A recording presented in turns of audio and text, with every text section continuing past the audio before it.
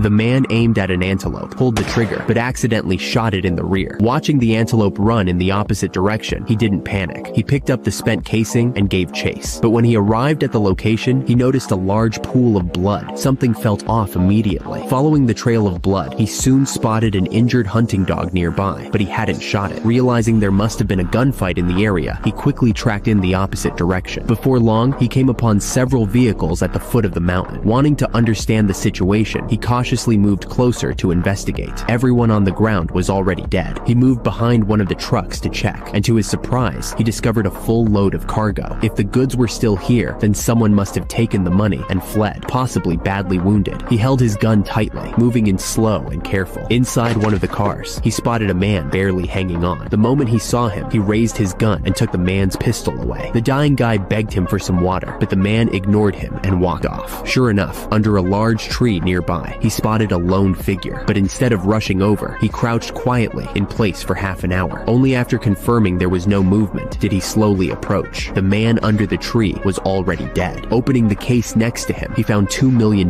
inside. He knew this money could bring serious trouble, but how could anyone walk away from cash in hand? He immediately picked up the case and left. That night, he couldn't sleep at all. To ease his conscience, he decided to bring the guy some water, but when he returned to the scene, the car window had been smashed and the man had already been shot dead. Clearly, someone had been there. He quickly hid behind a car, and within seconds, he saw a group of armed men coming down the hillside. They spotted him too and opened fire right away. The man sprinted through the darkness, but they caught up fast. A bullet slammed into his shoulder. He dove into the water, but the hunting dog jumped in right after him. He pulled out his pistol, calm as ever.